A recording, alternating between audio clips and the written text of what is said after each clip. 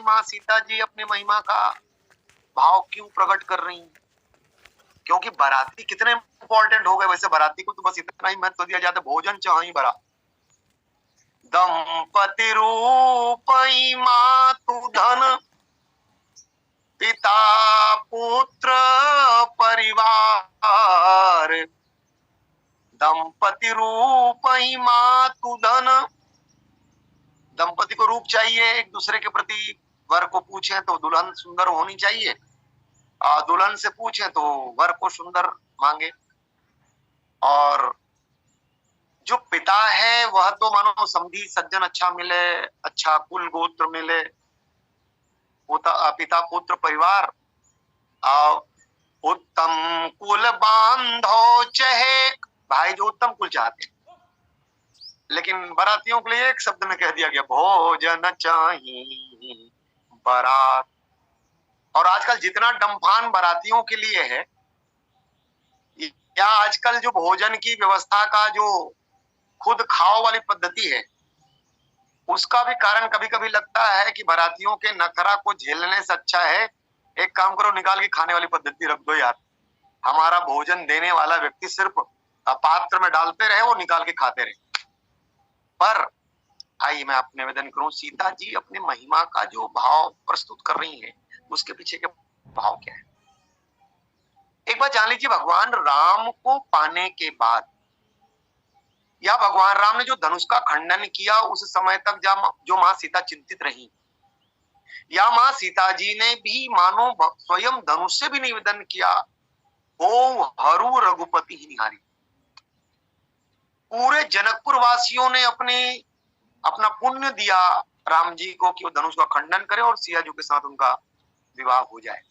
कह सकते हैं पूरा समाज चाहता है जोग जानकी यवर आई।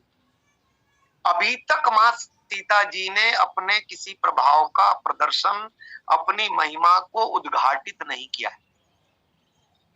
जो सीता जी धनुष को उठाने में जो उनकी विशेषताएं प्रकट हुई थी महाराज जनक की दृष्टि में, वो पूर्णतः ऐसा लगा कि माँ सीता जी सामान्य एक पुत्री की तरह ही महाराज जनक के नगर में क्रमशः वृद्धिगत हो रही।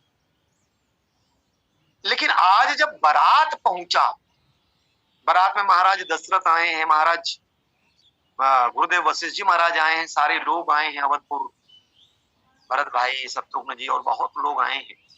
कह सकते हैं पूरा नगर राम जी के विवाह में बाराती बनता आया हुआ। सीता मैया जो अपने महिमा का भाव प्रस्तुत कर रही है, उसके पीछे का भाव यही है। वैसे एक शब्द कहा गया अंग्रेजी में, बहुत इसका उपयोग होता है, first impression is last impression. जो पहला ही जो स्वरूप है, माँ सीता जी अपनी महिमा को प्रकट कर रही है। और आप गौर करिए, माँ सीता जी का जो प्राकट्यकरण है, माँ सीता जी जो प्रकट हुई भूमि से, उसमें महाराज जनक की जो भूमिका आई, लोगों के प्रति जो उनकी संवेदना जागी, और जो कहा गया कि आप हल चलाएं, जो 12 वर्षों से निरंतर सूखा है, लोग जो त्रस्त हैं, संत्रस्त हैं, उनके निवारण के लिए आपको हल चलाना होगा। और परिणाम कह सकते हैं माँ सीता जी जनकपुर के वासियों के लिए वरदान बनकर के। यह भी एक छोटी सी महिमा का स्वरूप है। जब उनका प्राकट्यकरण हुआ जनकपुर में, पूर्णतः जिन बातों की कमियां थी मत दूर हो गई। माँ सीता जी के आने से जनकपुर में सुख शांति का साम्राज्य स्थापित हुआ। महाराज जनकपुर के वासीगण सब हर्षित हो रहे हैं। कह सकते हैं एक कोने में सारा समाज माँ सीता के प्रति कहीं ना कहीं अनुग्रह का भाव रखता है कि माँ सीता जी किस तरह से हम सब लोगों के लिए कल्याणकारी। अब बारातियों के स्वागत के लिए जब माँ सीता जी अपने महिमा प्रकट कर रही हैं, इसको मैं सामान्य व्यवहार से बात चालू करना चाह रहा हूं। ये चमत्कार हो गया, कह सकते हैं सुरपुर भोग विलास। माँ सीता जी ने जो रिद्धि सिद्धियों को बुलाया, रिद्धि सिद्धियां क्या कर रही हैं? बोले वो सब जनवासे में गए, और जनवासे में जाकर के उन्होंने वो सुख सुविधा की सारी सामग्रियां उपलब्ध करा दी, जो सुरपुर भोग विलास। अब आप अनुमान लगाइए, जनवासे में ही सारी व्यवस्था हो गई, किसी को और कहीं जाने की आवश्यकता नहीं है। और सुरपुर भोग विलास जो शब्द है, ये व्यक्ति के साथ वही बात आती है कि सचमुच में जब सारी सामग्री, हमको भोग की सारी सामग्रियां वहां पर उपलब्ध हो जाएं, तो हम बाहर जाने की चेष्टा नहीं करते। और यह ही तो बताना चाह रही मां सीता जी, राम और सीता जी को प्राप्त करने के लिए यदि भोग में आप संलिप्त हुए तो इनकी प्राप्ति नहीं होगी। या एक भाव इस तरह से भी ले, जब भगवान राम मनु महाराज के सामने ये कहते हैं, सो अवतरी ही मोर यह माया, कह सकते हैं मनु महाराज ने मां सीता जी को आमंत्रित नहीं किया है। और मनु महाराज ने जब सीता जी को आमंत्रित नहीं किया है, लेकिन सीता जी को राम लेकर के आए और मनु महाराज से जब ये कहा कि महाराज एक बात जान लीजिए, आप मुझे चाहो तुम्हें समान सुख प्रभुसन कमन दुराऊ, मुझे बेटे के रूप में चाहते हैं, ये आप चाहते हैं, तो जिस दिन आपको बहू की कामना होगी, जिस दिन आप बहू चाहेंगे, पतोहू चाहेंगे, उस दिन तो फिर आपको फिर से वही समस्या आएगी जो आज आप बेटे के रूप में चाहने के लिए जो बात कर रहे हैं। तो इसको लेकर मैं खुद आया हूं। मां सीता जी उस समय समझ गई हैं और मां सीता जी कहती भी हैं कि महाराज एक बात जान लीजिए कि आपके पिता के बिना बुलाए मैं आई हूं यहां पर, तो मैं भी आपसे कहना चाहती हूं, मेरे पिताजी के बिना बुलाए भी आप भी आइएगा जनकपुर, मिलाइएगा दोनों को। और आज चूंकि मां सीता जी को जो परिचय दिया है भगवान राम ने, सो अवतरी मोर यह माया, मेरी माया ही अवतार लेगी ताकि आपकी आवश्यकता की पूर्ति के लिए इसकी। अच्छा, दूसरी बात यह है, ये जब रहती हैं तो ही मैं क्रियाशील हो सकता हूं, अन्यथा मैं तो कुटस्थ ब्रह्म हूं। और कुटस्थ ब्रह्म को सक्रिय बनाने के लिए आवश्यकता किसकी है? बोले सो अवतरी मोर यह माया। तो पिताजी के सामने जब वो परिचय दिया गया है, तो आज जब महाराज दशरथ जनकपुर पधारे और जनकपुर पधारे हैं, तो मां सीता जी ने अपनी महिमा का भाव प्रकट किया है, रिद्धि सिद्धियों को बुलाया है और रिद्धि सिद्धियों को बुलाकर जनवासा भेज दिया गया, जाओ आपको उनकी सेवा करनी, महाराज दशरथ की सेवा करनी है, गुरुदेव वशिष्ठ जी महाराज की सेवा करनी, पूरे अवधपुर वासी जो आए हैं बारात में उन सब की सेवा करनी, सारी व्यवस्था आपको कर देनी। मैं बिल्कुल एक सहज दृष्टांत के साथ इस बात को आरंभ करना चाहता हूं। क्या आज सारे लोग चमत्कार के पीछे ही लगे हुए, मां सीता जी चमत्कार की जो बात है वो यहाँ पर प्रकट करती हुई दिख रही हैं। चमत्कार हो गया, जनवासे में सारी भोग की सामग्रियां उपलब्ध हो गई हैं। आज संतों का परिचय भी इस तरह से मानो लोग लेने को तैयार हैं कि जो वही संत सबसे बड़ा है जो चमत्कार कर दे। आप गौर करिएगा, जो सचमुच सिद्ध संत हैं, मैं जानबूझ करके मैंने ये पंक्ति ली है, आप महसूस कर सकते हैं, उसके पीछे की बात यह है, सारा समाज भेड़ दसान की तरह भागे फिर रहे हैं चमत्कार को नमस्कार के पीछे, और पता नहीं क्यों सारे लोग यही चाहते हैं कि वो चमत्कार दिखा दें। मैं उड़िया बाबा को याद करना चाह रहा हूं, जिनको समझ लीजिए सिद्धि मिली देवी मां से। सिद्धि ये मिली कि जो भी सामने आएगा वो क्या सोच रहा है, उसके मन में क्या भावनाएं चल रही हैं, वो सारी जानकारी वो आते ही उसको पता लग जाएगा। और जैसे सिद्धि आई तो प्रथम 7 दिन अब लोग भीड़ लगना चालू हुआ, तो लाइन लगना चालू हो गई, वो क्या सोच रहा है, उनके बारे में उनके मन में विचार क्या आता है, उनके भविष्य क्या है, वो क्या कर रहे हैं। अब ये यही बताने लगे तो साधना छूट गई, और साधना छूटी तो उड़िया बाबा स्वयं देवी माँ के पास जाकर बोले, माँ मैं आपके पास आया हूं इस बात को लेकर के कि जिस दिन से आपकी ये सिद्धि मिली है कि कौन क्या सोच रहा है मैं जान जाऊंगा, तो लोग बस यही जनवा रहे हैं तो क्या सोच रहे हैं। अब मैं लोगों का कचरा ही बताता रहूं कि वो क्या सोच रहे हैं, क्या विकृत सोच लेकर मेरे पास आए हैं, और मेरी साधना छूट गई है। मैं आपसे निवेदन करने आया हूं, ये सिद्धि वापस ले लीजिए, ये सिद्धि वापस ले लीजिए कि मैं यही करता रहूं, बस अपने लिए कुछ ना करूं। और जो सिद्ध संत होते हैं, आप गौर करिएगा, तुलसीदास जी महाराज से भी एक जो घटना लोगों की जानकारी के माध्यम से हम लोगों को मिलती है कि एक ऐसी माँ जो अभी अभी विधवा हुई थी, लेकिन जब वो अर्थी के साथ जा रही है और उसने साधना रत या कह सकते हैं ध्यानस्थ तुलसीदास जी को प्रणाम किया, तुलसीदास जी महाराज के मुंह से निकल गया अखंड सौभाग्यवती भाव। और जब अखंड सौभाग्यवती भाव का आशीर्वाद जब उनके मुंह से निकला तो उन्होंने कहा कि महाराज क्या कह रहे हैं, मेरे पति की अर्थी जा रही है, मैं तो उनके साथ जा रही हूँ और आपको मैंने प्रणाम किया तो आपने आशीर्वाद दे दिया कि मैं अखंड सौभाग्यवती भाव। ये संभव कैसे है, मेरे पति तो नहीं रहे। और तब तुलसीदास जी महाराज ने कहा कि यदि मेरे मुंह से ये ऊपर वाले ने निकलवाया है तो वहां प्रतीक्षा करें, शायद ये संभव है। और उनको जिला दिया गया, ऐसी जो जानकारी हमको मिलती है। और इसी का एक परिणाम आया कि अकबर ने उनको इसी काम के लिए नियुक्त करना चाहा कि तुम बस लोग जो मरते जाए उनको जिलाओ। और तब तुलसीदास जी महाराज ने कहा मुझे ये सब नहीं आता, मैं किसी को जिला नहीं सकता, मुझ में कोई बात नहीं है, मुझ में कोई सिद्धि नहीं है। और तब राजा तो राजा होता है, मुगल सम्राट अकबर ने उनको कैद कर दिया। फिर भी उन्हें ऐसी कोई सिद्धि या ऐसा कोई चमत्कार दिखाने की चेष्टा नहीं की। मैं जो निवेदन करना चाह रहा हूं वो ये है कि लोग कलयुग में खास तौर पर माने हैं और बहुत लोग चमत्कार अपनी ओर आकर्षित भी कर रहे हैं। ना एक बात जान लीजिए, चमत्कार को नमस्कार जो हम कर रहे हैं, वस्तुतः चमत्कार एक धोखा है। मैं बिल्कुल सस्ता से एक बात बोलूं, अरे भाई हम जब कपड़ा को निरमा में डुबाते हैं या कपड़ा को जब सर्फ में डुबाते हैं, अरे यार कपड़ा को सर्फ में डुबाते सारा मैल निकल जाता है, ये क्या चमत्कार हो गया, कैसे चमत्कार हो गया? बोले चमत्कार ये हुआ कि जो मैल है उसको घोलने की क्षमता उस घोल में है, जो मैल है उसको घोलने की क्षमता उस घोल में है, मैल को अपने में घोल दे, उस वही निकलना हुआ और निकल करके हमारे कपड़े को साफ कर दिया। इसी बात को हमारे संतों ने कहा, बोले निंदक निरे राखिए।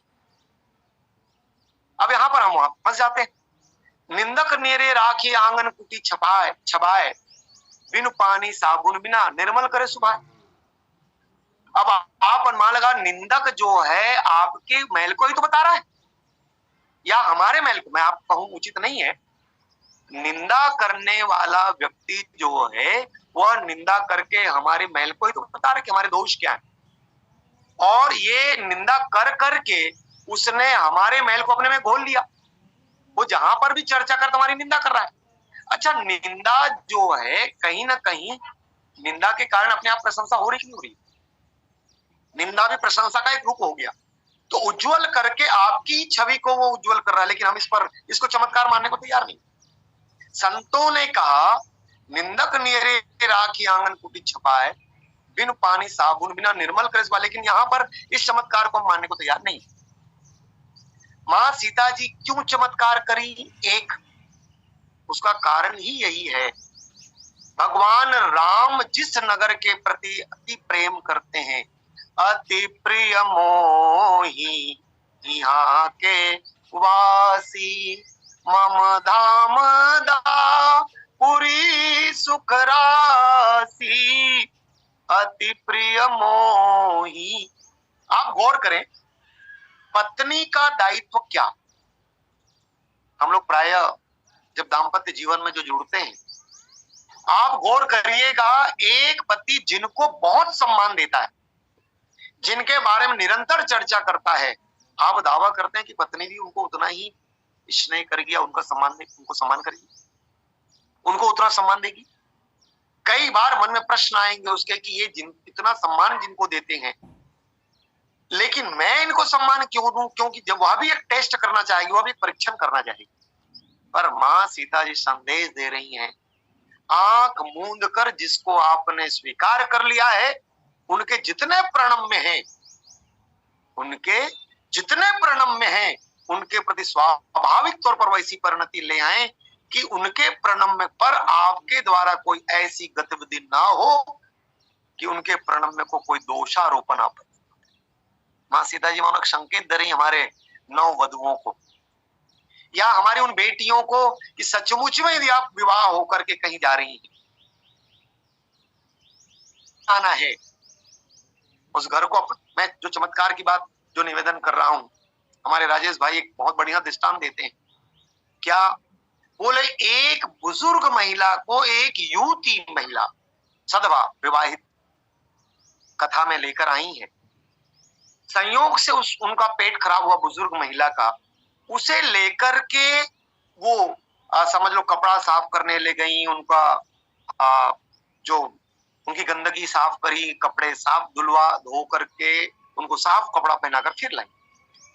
कोई व्यक्ति देख रहा था और देखने वाले व्यक्ति ने पूछा, अरे बता बेटा, तू इस महिला की बेटी ही होगी? बिल्कुल मैं उन्हीं बातों को बोलना चाह रहा हूं जो यहाँ पर चमत्कार मां सीता जी प्रकट कर रही हूं, उस भाव के साथ इसको निवेदन करना चाह रहा हूं। तू तो बिल्कुल इस महिला की बेटी होगी बेटा, क्योंकि जिस तरह से तूने इसकी सफाई की, जिस तरह से इनके कपड़े स्वच्छ किए, इनको ससम्मान पुनः कथा स्थल पर लेकर के आई है, स्वच्छ कपड़े पहना करके, तो मैं तो एक ही बात कह सकता हूं कि तू वास्तविक इसकी बेटी होगी, बहू नहीं होगी। उस युवती ने कहा, मुझे क्षमा करिएगा, मैं इस मामले में आप जो कह रहे हैं उससे बिल्कुल विपरीत हूं, मैं इनकी बहू। उन्होंने कहा, अरे बाप रे, आप बहू हो और ये सारे कपड़े, गंदे कपड़े साफ करी, उनको स्वच्छ करके लाई और तनिक भी बिना नाराज हुए। और तो जो बात उस महिला ने कही, उसने कहा, जिस बेटे को इन्हें 9 माह गर्भ में रहकर सारा कष्ट सहा, प्रसव का कठिनतम कष्ट सहा, उसको पालन पोषण कर बड़ा करके आज किसी योग्य बनाया, पढ़ा लिखा करके योग्य बनाया, और योग्य बनाने के बाद जो योग्य बन चुका उसे मुझे सौंप दिया, तो बताओ कितना बड़ा अवदान है मेरे। उसने अपने उस बेटे को, जिसको पालन पोषण करके इतना बड़ा किया, पढ़ाया लिखाया, सारा कष्ट सहा, और जब वो योग्य बन गया, तो योग्य बनने के बाद उसको मुझको सहजता से सौंप दी हो, तो बताओ मुझे क्यों नहीं उस मां के प्रति कृतज्ञ होना चाहिए, जिसने एक साबुत और श्रेष्ठतम व्यक्तित्व को उस क्षण में मुझे सौंपा है, जब वह सक्षम हो चुके हैं, जब वह श्रेष्ठ हो चुके हैं। तात्पर्य क्या? तात्पर्य ये, इस दृष्टि से जब तक भावना नहीं आएगी, पतोहू बेटी बन नहीं सकेगी, और पतोहू को बेटी बनने के लिए यह सोच, यही मां सीता जी कर रही है। सिय महिमा रघुनायक जानी, हर से हेतु राम पहचानी, हर से हेतु राम पहचानी। अच्छा एक बात देखेंगे, महाराज दशरथ का सम्मान हो उचित है, पर दोनों को मिलाइएगा। भगवान राम का जब जन्मोत्सव मनाया गया अवधपुर में, तुलसीदास जी महाराज जो पंक्ति लिखते हैं, गृह गृह बाज बधाव शुभ प्रगटे सुषमा कंद, हर्षवंत सब जहां तहां नगर नारी नर वृंद। इसका अर्थ क्या हुआ? इसका अर्थ ये हुआ, महाराज दशरथ के पुत्र राम है, पर्याप्त नहीं है। पूरा नगर के पुत्र राम है, ये पर्याप्त है। क्यों? सारे घर में वही जन्मोत्सव मनाया जा रहा है जो महाराज दशरथ के घर में मनाया जा रहा है। और यही तो मां सीता को ला करके मनु महाराज को जो भगवान राम ने बताया था, सो अवतरी मोर यह माया।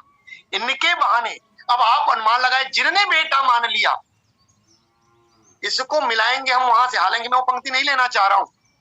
जैसे ही राम जी ने कहा तुम यहां रह जाओ क्योंकि यहाँ पे सास ससुर की सेवा होगी, तो मां सीता ने एक शब्द कहा है, क्या? बोले, जंगल में जो साधु पत्नियां मिलेंगी वही मेरी सासू होंगी, जो साधु मिलेंगे वही मेरे ससुर जी होंगे। सास सवर सेवक सेवकनी जो बात कहा गया, वहां पे जो मिलेंगे वही मेरे सास और ससुर होंगे। यहां से मिलाइए। यदि मान लो अवधपुर से आए हुए बारात का सम्मान करने के लिए मां सीता इतनी सजग हैं, हर एक व्यक्ति के लिए दशरथ को जैसा सम्मान दिया जाना चाहिए एक समधी के रूप, महाराज वशिष्ठ को एक सम्मान दिया जाना चाहिए जैसे गुरुदेव के रूप में, वैसे ही सारे लोगों को सम्मान यथावत मिले, उसी को पता ना लगे कि वो दशरथ नहीं। ये जो महिमा जनाया गया है माँ सीता जी के द्वारा, माँ सीता जी जो महिमा प्रकट करें उसका कारण क्या है? सारे बारातियों को भरपूर सम्मान देना। किस तरह का सम्मान? एक बार जान लीजिएगा, जो सिक्का समझी उसका जो सम्मान होता है अलग होता है, सामान्य बाराती का सम्मान अलग होता है। पर सामान्य बाराती, अंतिम छोर का बाराती को भी वही सम्मान मिले जो मुख्य समधी को मिल रहा है, तो बताइए कि फिर उस बारात का क्या भाव आता है। और इसको इस रूप में भी कहें, क्यों ऐसा संभव है? एक बार जान लीजिएगा, तुलसीदास जी महाराज ने यदि महाराज राम के जन्म के लिए घर घर बधावा कहा, गृह गृह बाज बधाओ हर प्रगटे सुषमा कंद, यही पंक्ति मानस के जनकपुर में भी कहा गया। जनक भवन के शोभा जैसी, गृह गृह प्रतिपुर देखिय तैसी, जनक भवन के शोभा। यह बेटी भी तो वैसा ही है। महाराज राम यदि घर घर के बेटे हैं तो यह बेटी भी। और आप दूत से इस शब्द को सुनिए, जैसे दूत ने आकर महाराज दशरथ को अवधपुर से बारात सजा करके बुलाया है, कहा जनकपुर के लिए, और वहां पर जो शब्द है, सुनो महीपति मुकुट मणि, तुम सम धन्य न कोय, राम लखन जिनके तनय, विश्व विभूषण दोय। और उसके बाद जैसे दूत ही देन निछावर लागे, और शब्द वहां पे पाएंगे, दूत को जैसे निछावर देने की चेष्टा की महाराज दशरथ ने, उन्होंने कान पकड़ लिया, कान पकड़ लिया और कहा हमारा क्षमा करें, हम कोई न्यौछावर नहीं ले सकते, हम कोई न्यौछावर नहीं ले सकते। दशरथ ने पूछा क्यों? महाराज एक बात बता दे, हम बेटी के घर का पानी नहीं पीते, हम बेटी के घर का पानी नहीं पीते हैं। और एक बात हम आपको स्पष्ट कह देना चाहते हैं, जानकी महाराज जनक की बेटी नहीं, वो तो हमारी बेटी। जानकी जी महाराज जनक की अकेली बेटी नहीं है, वो तो हमारी बेटी है। अब आप अनुमान लगाइए, ये सिया जो महिमा दिखा रही है, सिया महिमा रघुनायक जान, कितने सारी आस्थाएं माँ सीता जी ने अपना जो ये महिमा प्रकट किया है, सारे जनकपुर वासियों की भावना, सारे अवधपुर वासियों की भावना का एक साथ जो मेल है, एक साथ जो सम्मान है, प्रस्तुत पंक्ति में अपने आप आ रहा है। माँ सीता जी जो सम्मान कर रही है, वह वस्तुतः नगरवासियों की ओर से सम्मान है, वस्तुतः घर घर की ओर से सम्मान है। किनका? बोले घर घर से आए लोगों का, जिनने राम को बेटा मानकर अपने घर में बधावा बनाए बताया है, उनको भी वही सम्मान बोले यहाँ के अलग अलग वासियों के द्वारा। और तब देखना पड़ेगा, सिया महिमा रघुनायक जानी, जान लिया। मैंने यदि परिचय इनका कराया था कि मेरी महामाया है, मेरी माया है, तो आज महामाया ने अपनी विशेषता प्रकट कर दी। भगवान राम गदगद हैं, हर से हेतु राम पहचान, हेतु पे जाए। एक बार जान लीजिएगा, भगवान राम की प्रसन्नता का मुख्य कारण यही है, जो मैं निवेदन शुरू में कर रहा हूं, एक पतोहू पूरे नगर को।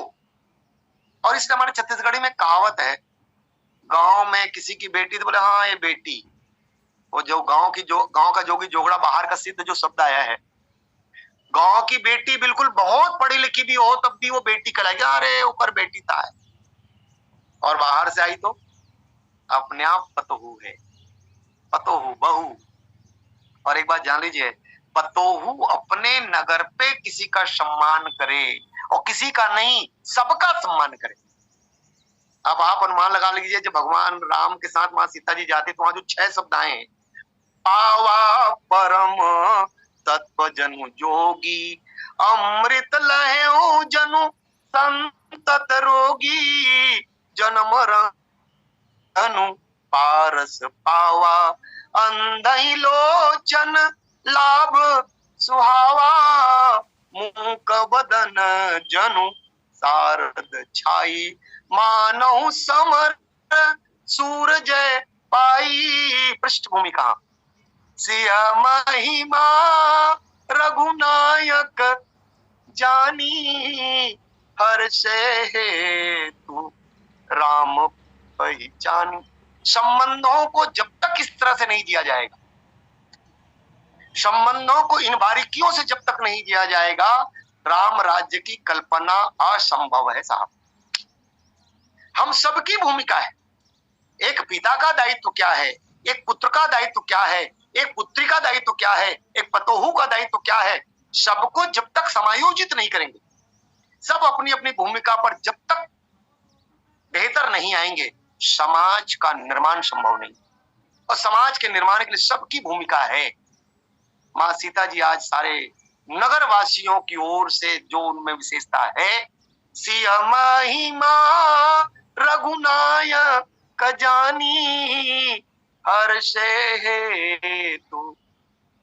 राम जी हेतु को पहचान कर, एक बात जान लीजिएगा, हमने चमत्कारों को देखा। कोई कपट मुनि यदि प्रताप भानु को उनके नगर तक पहुंचा देता है रात्रि में, कह सकते हैं वो काम की ओर चमत्कार दिखाना है, किसी साधु का काम की ओर चमत्कार दिखाना है। यदि मान लो और भी चमत्कार के जो शब्द आए हैं, वो चमत्कार जो दिखाया गया है, उन चमत्कारों को हम काम की ओर जाने वाला चमत्कार माने।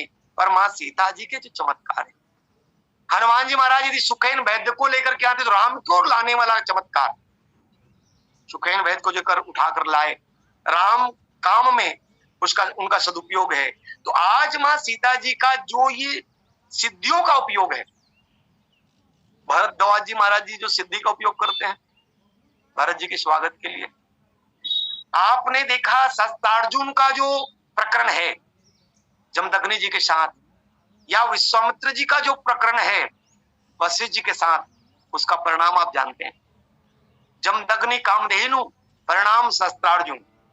यदि मान लो वशिष्ठ महाराज नंदिनी स्वागत के लिए यदि विश्वामित्र महाराज जी के साथ उन सिद्धियों का उपयोग किया गया, परिणाम आप जानते हैं। विश्वामित्र में एक बात जागी और वो किस श्रेणी तक लेकर जा गया, चला गया। पर माँ सीता जी क्या कर रही? माँ सीता जी बारातियों का स्वागत। अच्छा एक बात देखेंगे, मैं इसको थोड़ा सा पॉलिटिकली शब्द देना चाहूंगा। एक शब्द कहा गया हमारे राजनेताओं के द्वारा, बोले हमारा व्यवहार दो तरह से होता है। जब हम सत्ता में होते हैं तो बेटी वाला बन जाते हैं, हमारा व्यवहार थोड़ा नरम हो जाता है बेटी वाले की तरह, और जब हम विपक्ष में होते हैं तो हम बराती हो जाते हैं। विपक्ष में मैं जानबूझ के ये सब इसलिए ले रहा हूं क्योंकि विपक्ष में आने वाला बराती की तरह मन खाओ खाओ करता है, लेकिन इस बराती के लिए सीता मैया अपनी महिमा दिखा दे। अब समझ लीजिए रामलला सरकार तो विराज गए, सीता मैया को महिमा दिखाना होगा। सीता मैया महिमा दिखा दे और उसके बाद इन सारे लोगों में जो उठा पटक और सारी बातें मची हैं उसको ठीक कर दे तो आनंद आ जाए। यहाँ पर बारातियों को सम्मान देने के लिए, बारातियों के सारे उत्पाद को समाप्त करने के लिए माँ सीता, उत्पाद शब्द उचित नहीं होगा, मुझे क्षमा करें। ये बाराती तो वैसे भी महाराज दशरथ के साथ आए बाराती, और राम जी के बाराती, राम जी का बाराती भी उत्पाती नहीं होगा। हालांकि बाद में एक बात आया ना, जब पूरे वानर गए ससुराल भगवान राम के और वहां पे जो उत्पात मच गया वो वानरों का था, लेकिन ये जो आए हैं सबको माँ सीता जी ने अपने ससुर जी की तरह, अपने ससुर जी की तरह सम्मान देते हुए जो कार्य किया है। एक बात जान लीजिएगा, आप यदि मान लो बेटी हैं और पतोहू बन करके गए, पतोहू तभी होंगी आप जब सबको भरपूर सम्मान देंगी। आपके पति की नजरों में जो उत्कृष्टता है उसको यदि बनाए रखना है तो आपकी जिम्मेदारी यह है कि उस उत्कृष्टता को बनाए रखना, आपको सबको भरपूर सम्मान देना। बारात में जो स्वागत के भाव हमको देखने को मिले माँ सीता जी के, क्या बोले अमरावती आ गया है। कहाँ? बोले जन्मा से। माँ सीता जी जन्मा से अमरावती उतार लाई, सुरपुर भोग विलास, सुरपुर के भोग विलास को वहां उपस्थित करा दिया है। क्यों? ताकि बारातियों को भरपूर सम्मान मिले, वो आनंदित तो हर्षित हो जाए, भोजन चाहे बारात जो चाहे मिल जाए। अब आप अनुमान लगाए, राम जी के विवाह में जो स्वयं आनंद के देने वाले उनके विवाह में यदि बाराती असंतुष्ट होंगे तो सीता जी की महिमा से पहले तो राम जी का ही महिमा घटेगा। और इसी को जानते हैं राम जी, तो हर से हेतु राम जी गदगद हैं। राम जी ने कहा मैंने कुछ नहीं किया और सीता जी की विशेषता लोगों को पता लग जाए। अच्छा, इसको इस रूप में भी कहें, भोजन तो अन्नपूर्णा ही देती है साहब। आज ही मैंने एक बात पढ़ी, क्या भोजन में माँ का के स्वरूप में विकृति आने लगी। माँ जब भोजन बनाती है तो उसमें अनुराग छुपा होता है। माँ जब भोजन बनाती है तो अपने आप अनुराग उसमें छुपा होता है, और वो भोजन जो करेगा, उस अनुराग से भरा हुआ भोजन जो करेगा उसमें अनुराग ही पैदा होगा। पर भोजन में ही काटा पीटी और भोजन में ही दुश्वारियां आ जाएं, दुष्टों के द्वारा भोजन बनाया जाए, जैसे प्रताप भानु का प्रकरण आप जान सकते हैं, होई रसोई भूसुर मांसू की जब परिस्थिति निर्मित हो जाए तो आप समझ सकते हैं क्या होगा। पर माँ सीता जी अन्नपूर्णा बनकर, माँ सीता जी ने अपनी महिमा प्रकट करते हुए वो सारी व्यवस्थाएं कर दी। भगवान राम गदगद हो गए। चलो, इस नगर में जो महामाया का नगर है, महामाया का नगर है, और महामाया के नगर में महामाया ने अपनी विशेषता प्रकट करके सारे लोगों को अपने स्नेह में, सारे लोगों को अपने भाव में, अपने द्वारा दिए गए पदार्थों में अनुरक्त करके सबको सुख दिया है, सबको सुख दिया है। तो कारण क्या मानकर, हर से हेतु, बोले हेतु क्या है, बोले राम काज। भगवान राम गदगद हैं इन बातों के साथ कि सचमुच में आज सीता जी ने राम जी की महिमा को अपने नगर में स्थापित करने के लिए जो बातें मैंने कही थी उसको परिपूर्ण किया है, और ये महिमा जना दिया है, सारे लोगों को सुख दे दी है। और इसी रूप में इस महिमा की बातों को इतना ही कहते हुए झाल भैया से निवेदन, 1 मिनट शेष है, आप कुछ बोले। बोले श्यामा रामचंद्र भगवान की जय। बहुत बहुत धन्यवाद जी। सी महिमा रघुनाय जानी, सह हृदय हेतु पहचानी। महाराज जी तो सब कुछ बोल ही चुके हैं, फिर भी विभव भेद कुछ वो न जाना। श्री जनक जी बड़े योगी हैं। यह सुप्रसिद्ध होने से सबको यही लगा कि यह सब जनक जी का ही ऐश्वर्य है, अतः किसी के मन में कोई शंका न हुई और सब जनक जी की प्रशंसा करने लगे। यहाँ यह बात याद रखने योग्य है कि श्री राम लक्ष्मण जी अभी जनवासे में नहीं है, वे नगर में गुरु विश्वामित्र जी के साथ हैं। जहां नगर में श्री राम जी हैं, वहीं से उन्होंने जनवासे का ये विभव का मर्म जान लिया कि वह सीता जी ने अपने थोड़े से स्पर्श से प्रकट किया है। इससे स्पष्ट हुआ कि यद्यपि प्रभु नगर में है तो भी उनका मन चित्त तब से बारात में है जब से बारात मिथिला के समीप आ गई। जनक जी ने बनवाया हुआ जनवासा उन्होंने पहले अंतःचक्षु से देखा था, जब फिर देखा तो एक बहुत अधिक अंतर दिखाई दिया, तब कारण जान लिया, हेतु पहचानी।